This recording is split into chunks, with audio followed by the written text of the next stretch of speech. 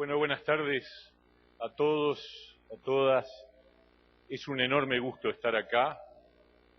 Por segunda vez ya estuve en otra oportunidad. Valoro enormemente a esta institución que cumple una labor social tan importante en la sociedad uruguaya, y particularmente es un honor estar en este club en particular, que recién comentábamos con el presidente, es el más antiguo de todo el hemisferio sur del Rotary, lo cual es motivo de doble honor para mí estar aquí con ustedes. Como se ha dicho, la idea es que yo les plantee cuáles son las cosas que yo creo que hay que hacer en el Uruguay a partir de la inauguración del próximo periodo de gobierno. Y nosotros hemos estructurado lo que implica la propuesta en 6 grandes objetivos. El primero implica recuperar la integración social, reparando la fractura existente en el tejido de la sociedad uruguaya, que es una cosa muy evidente, muy obvia y muy lamentable. Segundo, recuperar la seguridad ciudadana y la convivencia, otra situación que notoriamente nos impacta en la vida cotidiana de todos. ¿Para qué contar anécdotas? Todos las tenemos en la vida permanente. Tercero, llevar adelante una profunda reforma educativa que está pendiente de hace largos años y que se posterga de gobierno en gobierno, teniendo como última referencia la reforma de fines de los 90, fíjense, de la segunda mitad de la década del 90. Ese fue el último impulso de reforma educativa en Uruguay y va a ser de eso ya más de 20 años. Cuarto, construir un Estado transparente e inteligente que sea capaz de rendir cuentas.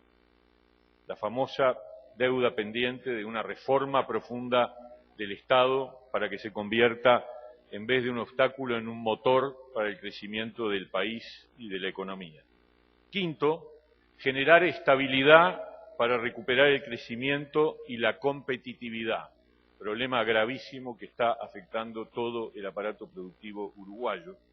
Y sexto, mejorar sustancialmente la inserción internacional, la productividad y el empleo. Sobre cada una de estas cosas yo voy a hacer algunas referencias de cosas concretas que nos parece a nosotros fundamental impulsar en el próximo periodo.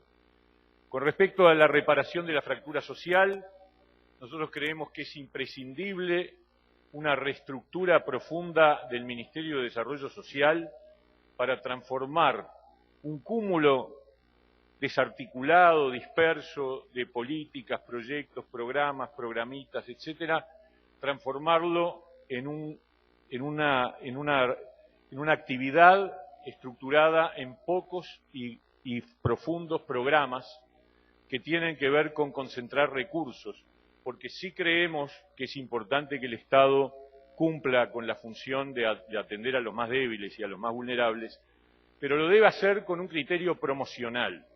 Y cuando digo un criterio promocional me estoy refiriendo a una ayuda con contrapartidas, a un apoyo que implica también del ayudado, del beneficiario, una respuesta, y una respuesta que implica exigencia, que implica además que una política social bien definida es aquella que ayuda al beneficiado a volver a pedalear solo, a salir adelante por su propio esfuerzo, y eso es fundamentalmente recuperar que el valor del trabajo y de la educación son centrales para la vida cotidiana de las personas. Y esto implica entonces una profunda transformación del tipo de políticas sociales que lamentablemente hemos tenido en estos años. Nosotros creemos que hay que poner un foco central en la primera edad, en la primera infancia. De 0 a 3 años, cada vez hay más testimonios científicos que lo fundamentan, se juega la vida del ser humano. En esos 3 años primeros de vida se produce todo el proceso de articulación neuronal que va a determinar luego las capacidades de aprendizaje y de sentimientos y de afectos de una persona. Por lo tanto, ahí hay que poner las baterías para iniciar un proceso de recuperación de la integración sobre las familias de niños de 0 a 3 años, tomando como tema central una potenciación fuerte del Plan CAIF, que es una política de larga data que ha transcurrido por distintos gobiernos y que nosotros creemos que es muy valiosa, pero que hay que potenciar, y las asignaciones familiares, que también son instrumentos de larga trayectoria, con condicionalidades. Yo les digo la verdad, es absolutamente indispensable que siga existiendo la condicionalidad para el cobro de la asignación familiar, de la asistencia escolar, de la asistencia de la salud, porque es el camino justamente de la salida adelante. Ese es el primer capítulo, el tema de la recuperación de la integración social, que el Uruguay hoy está viviendo una realidad que es desconocida para nuestra historia, país que en su momento fue hiperintegrado y hoy al revés tiene fracturas que golpean los ojos y el corazón de todos nosotros. Segundo, recuperar la seguridad ciudadana y la convivencia.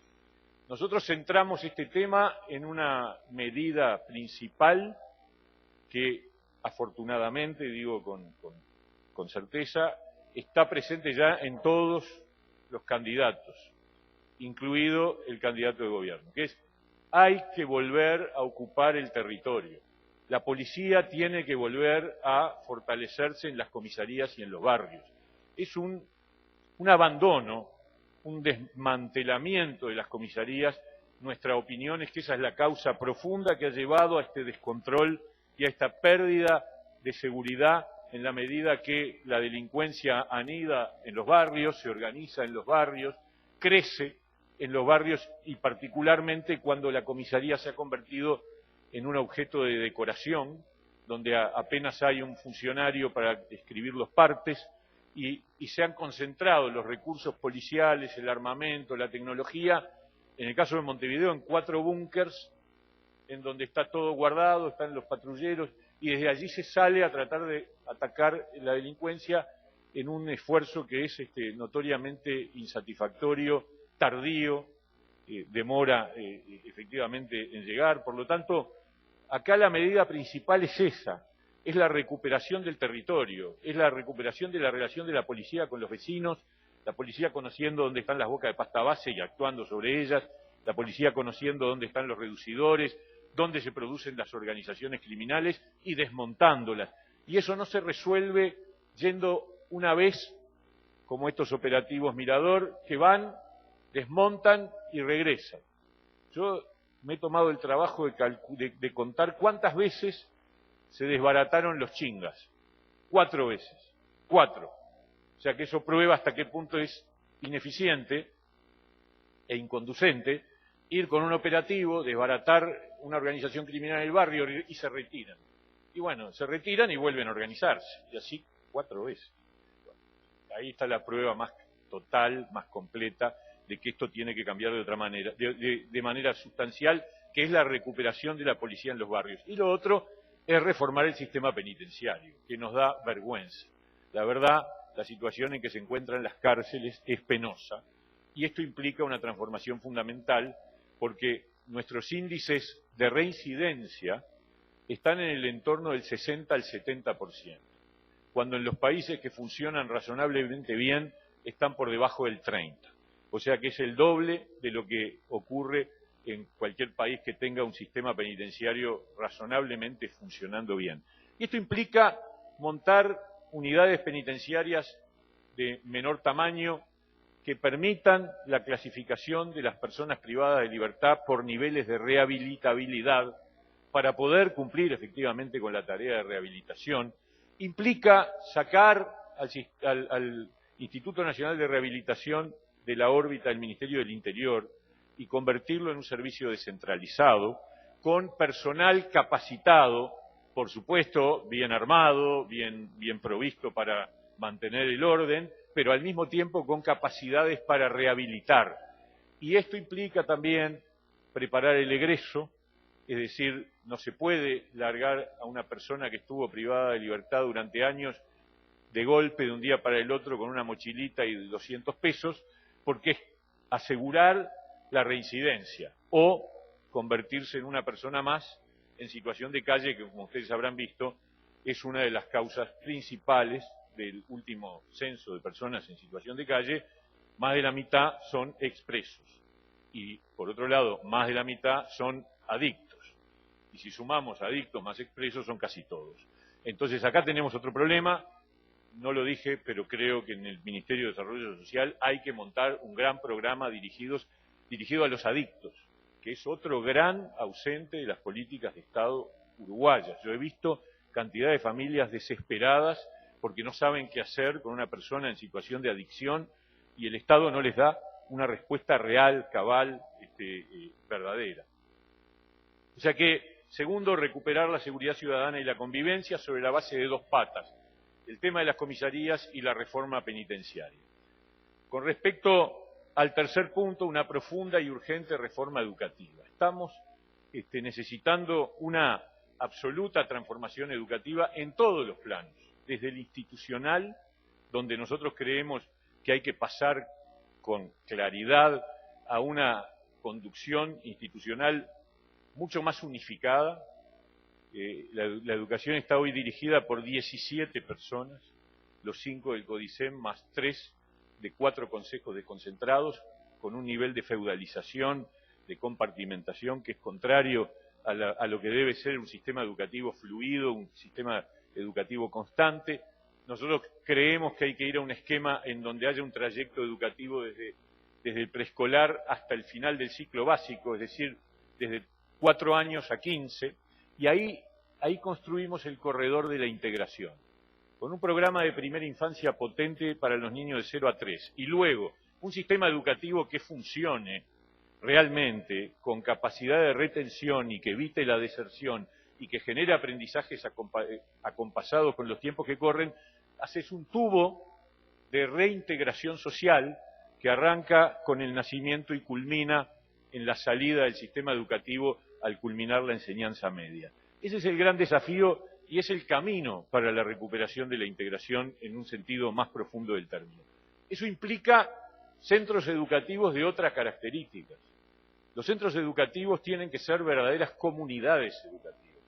Deben ser lugares donde el muchacho, el chiquilín, el adolescente se sienta alguien, se sienta que es una persona que el profesor conoce, que sabe qué le pasa, que si falta se sabe por qué es, y yo les puedo asegurar que si eso se logra, y es lograble, porque no es cierto que no sean replicables las experiencias de centros educativos de gestión privada en todo el sistema público, no es cierto, no hay que bajar los brazos, no hay que admitir que eso no es posible, es perfectamente posible, tienen que ser centros educativos de tamaño humano, centros educativos con docentes, con un plantel docente estable, con sus horas concentradas en un solo lugar, que conozca a los chiquilines en el transcurrir de los años, y estoy absolutamente seguro que los índices de deserción bajarían radicalmente, y nos podría sacar de ese lugar penoso que Uruguay tiene hoy en materia de egreso de la enseñanza media, que estamos en zona de descenso, para hablar en términos futbolísticos, en zona de descenso en América Latina. Uruguay tiene la tasa de egreso de enseñanza media la cuarta empezando de abajo. 43% de los chiquilines que están en edad de egresar en enseñanza media efectivamente egresan. Es un papelón, es la contradicción de nuestra historia, que históricamente el Uruguay exhibía los indicadores más altos en materia educativa. Éramos modelo de referencia en América Latina lejos y competíamos bien con el mundo desarrollado. Hoy estamos en el final de la tabla. ¿Por qué? Por un fracaso ostensible que obcecadamente se niega a reformar. Y mientras tanto nos duele en el alma porque van pasando generaciones de gurises que van quedando por el camino. Y lo peor es que esa tasa de egreso, que es del 42-43%, que se ha movido muy poco en los últimos años, cuando la medimos por nivel socioeconómico, es brutal. El nivel socioeconómico más alto llega al 70%, que tampoco es un indicador que nos enorgullezca, porque que 7 de cada 10 muchachos de los niveles socioeconómicos más altos salgan del sistema educativo completando la enseñanza media no es motivo de orgullo. Es una cifra que para otros países es el promedio. 7 de cada 10 está muy lejos de ser algo valioso, pero es 5 veces más de lo que le pasa a los chiquilines que viven en nivel socioeconómico más bajo, donde no llegan a dos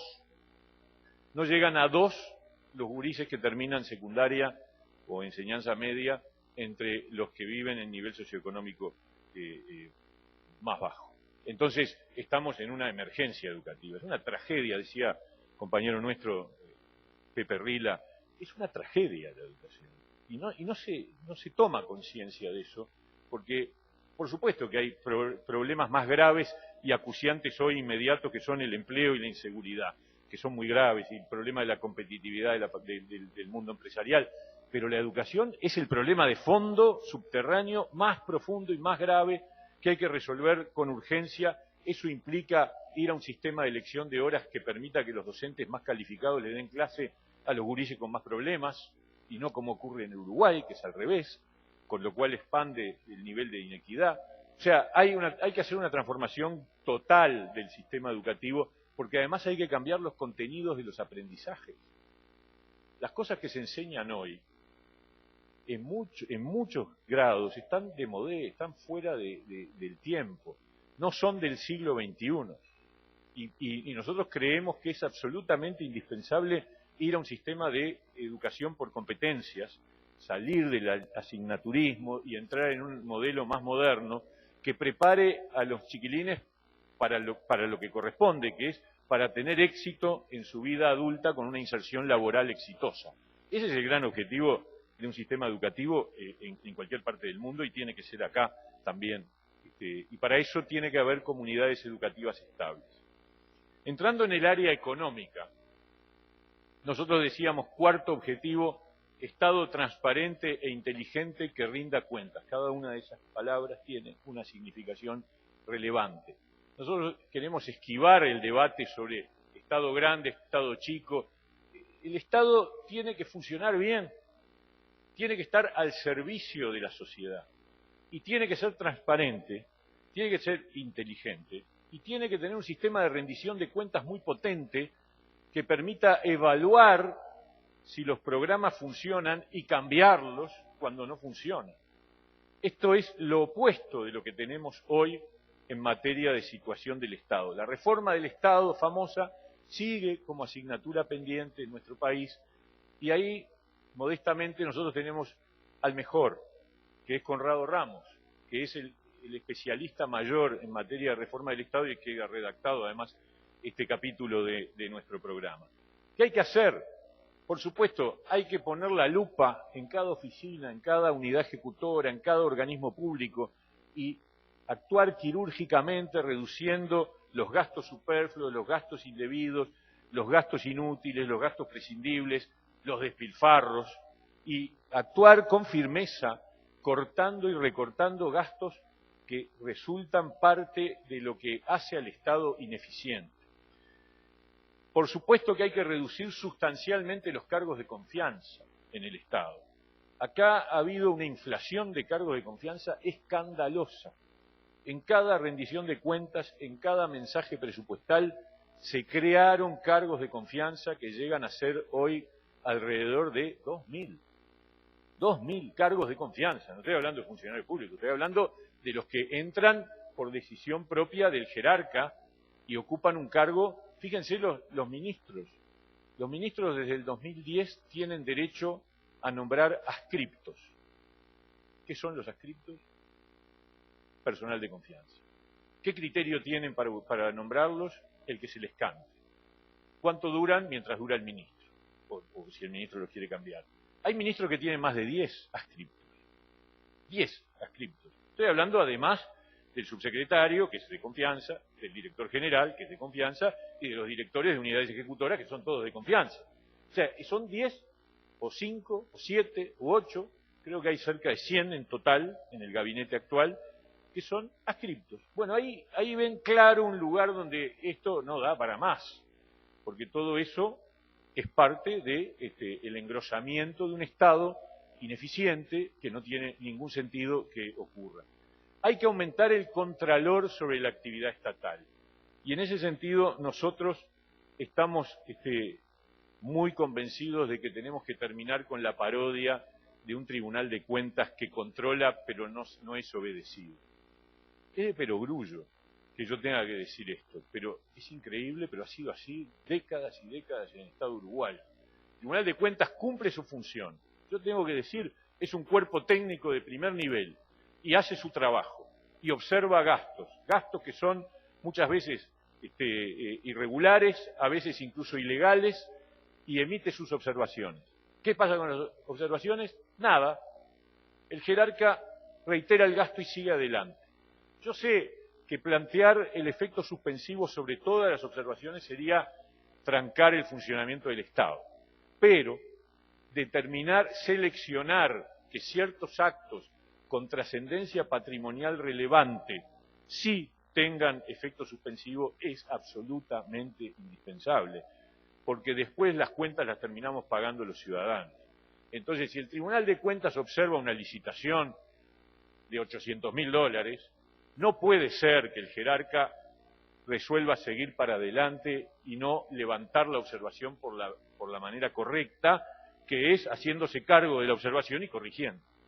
Entonces, este tipo de cosas que yo lo planteé, parece increíble, pero yo presenté un proyecto de ley en este periodo de gobierno, está guardado, no fue tratado, pero el Tribunal de Cuentas tiene que tener control sobre la gestión pública, no hay duda, y la Junta Anticorrupción, de nada sirve que le demos potestades y cometidos cada vez más amplios si no tiene recursos para funcionar.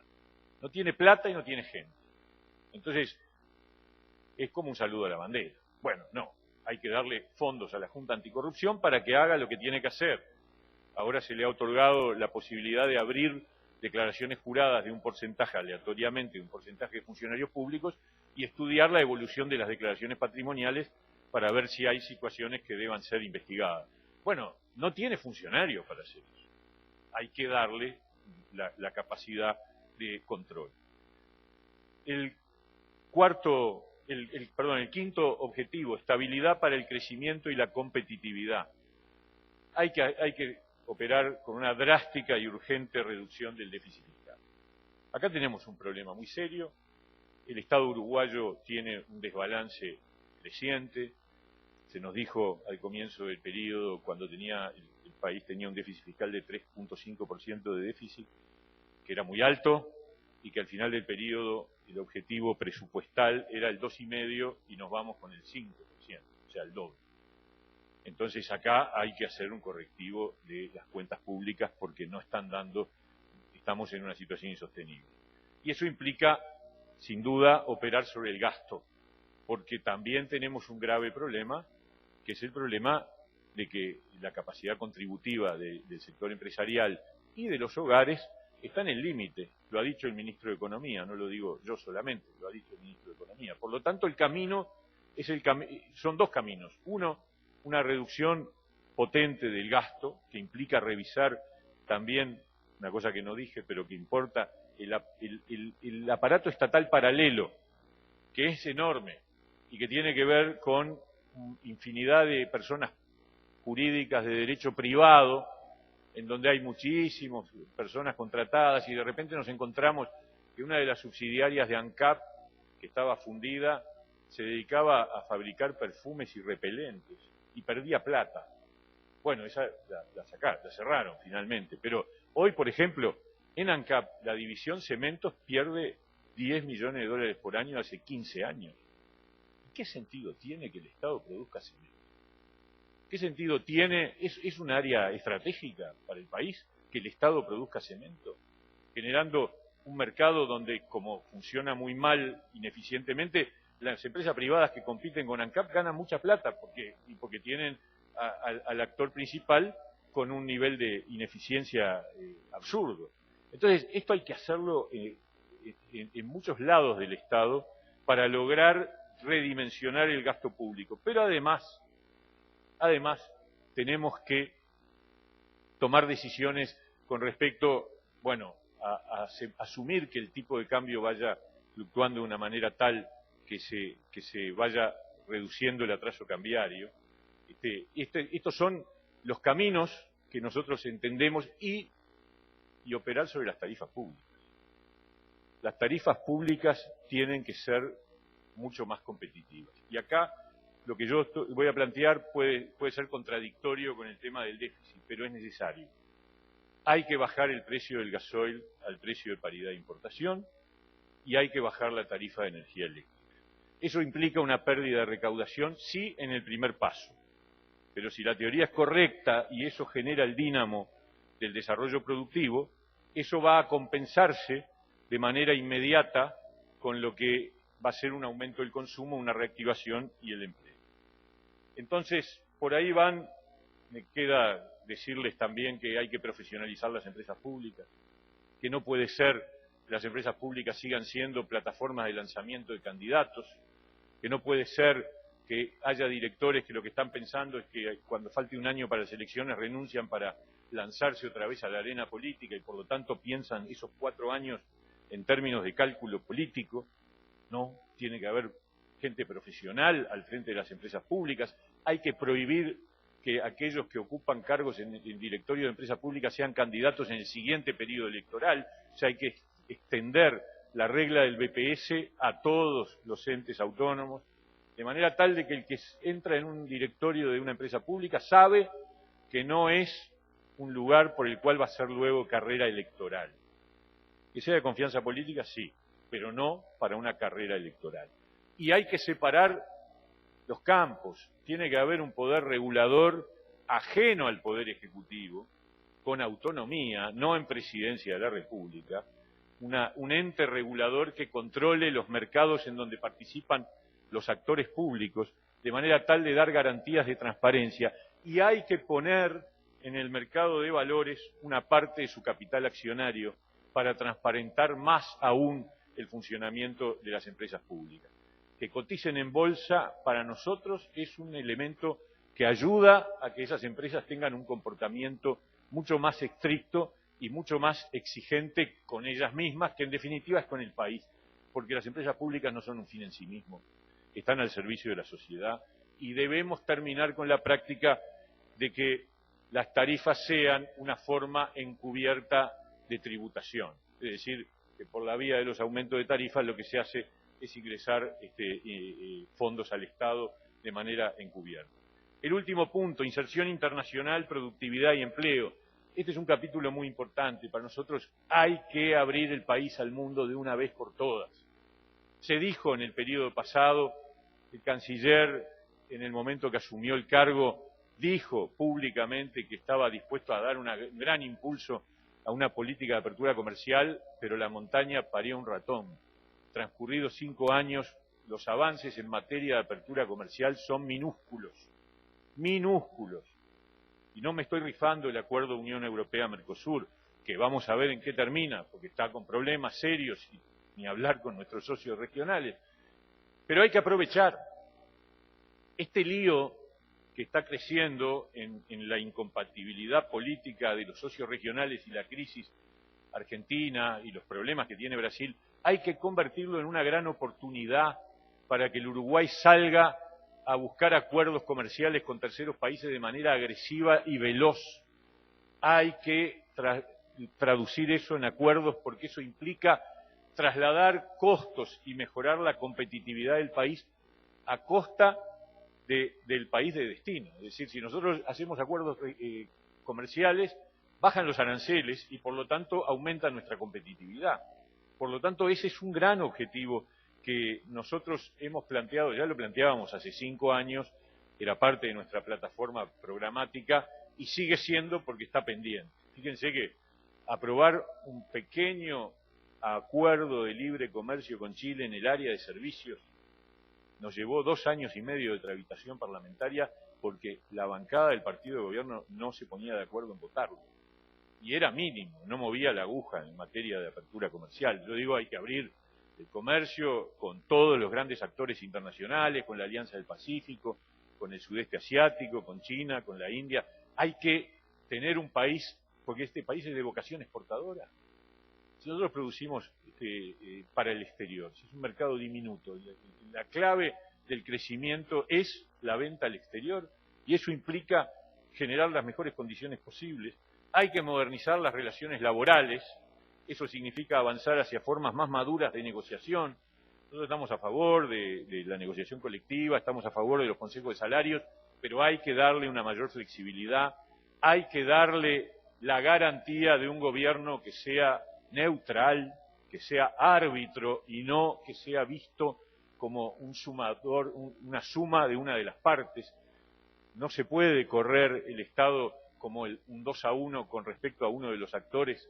Esto hay que volverlo a un eje normal.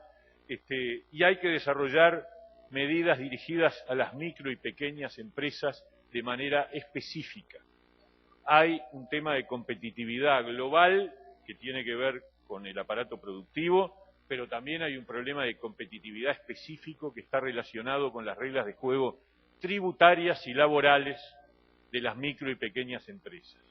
Para nosotros, las micro y pequeñas empresas, que ocupan el 40% de la fuerza laboral del Uruguay, son ese goteo de pérdida de empleo que no sale en los diarios, pero que es tanto o más importante que el que sale en los diarios.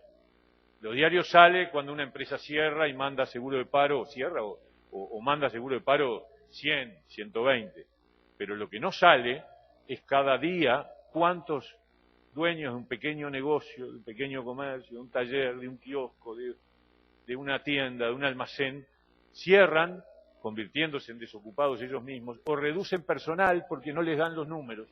Bueno, acá hay que tener una estrategia específica hacia los micro y pequeños empresarios, porque eso también es parte de la recuperación del tejido social y de la incorporación del elemento integrador. Por supuesto que si el aparato productivo, digo el macro, es decir, el sector agropecuario, el sector industrial, recuperan velocidad, eso también ayuda a la micro y pequeña empresa porque están en la cadena y son proveedores o son parte de aumenta el consumo, pero además hay que tomar medidas específicas. Y tiene que haber un crecimiento sustentable y por eso nosotros planteamos la necesidad de un Ministerio de Medio Ambiente para que la voz ambiental esté con otra jerarquía institucional en el debate de gobierno. No solo, y esto no es crear más burocracia, por favor, solamente es crear 2 cargos, el ministro y el subsecretario. Lo demás es convertir la Dinama en ministerio y sacar la Secretaría de Cambio Climático que está en presidencia y colocarla en el Ministerio de Medio Ambiente. Nada más. Pero que haya una voz directa que discuta de igual a igual con el resto del gabinete los asuntos ambientales. Entonces, termino simplemente diciendo algunas cosas más referidas a lo que tenemos delante como país.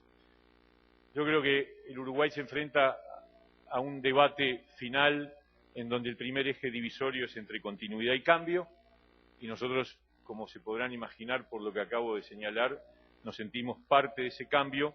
Sí creemos que ese cambio tiene que ser un cambio hacia adelante, un cambio que debe preservar logros, no hay que caer en la dinámica del blanco y negro, no todo lo que pasó en estos años se hizo mal, hay cosas que se hicieron bien y que hay que preservar, hay cosas que se hicieron mal, de las que acabo de hablar largamente, y hay que cambiarlas, y hay muchas que no se hicieron, que también acabo de hablar largamente, y se deben hacer. Nosotros sentimos que el cambio tiene que venir con sensibilidad social y con transparencia. Hay un desafío que es recuperar la confianza de la gente en los partidos. Hay que reconocer que hay una crisis profunda de confianza de la gente en los partidos y en la política. Y esto implica dar muchas garantías de cambio en los comportamientos. No alcanza con que las políticas resuelvan los problemas, que por cierto es muy importante. La seguridad, la educación, el empleo, la competitividad. Pero además hay que portarse bien. Y eso es un reclamo ciudadano muy potente sobre el que hay que dar señales firmes de que la cosa también tiene que ver con recrear un sentido de la ética en la función pública con mucha fuerza. Y lo último, vamos a entrar en tiempos de coalición. Se terminó el tiempo de un partido que gobierna solo con mayoría absoluta. Tuvimos 15 años con esa situación, volvemos a tiempos de coalición.